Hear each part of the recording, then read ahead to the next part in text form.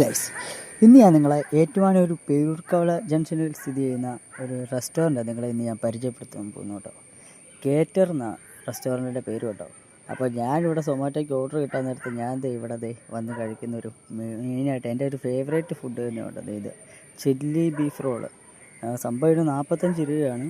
പക്ഷേ ഇത് ഒരെണ്ണം കഴിച്ച് കഴിഞ്ഞാൽ തന്നെ ഒരു വിശപ്പടങ്ങും, ആ ഒരു സെറ്റപ്പ് ഉണ്ട്. അല്ലാതെ ഇവിടുത്തെ ആ ഫുഡിന് നല്ലൊരു ടേസ്റ്റും ഉണ്ട് കേട്ടോ.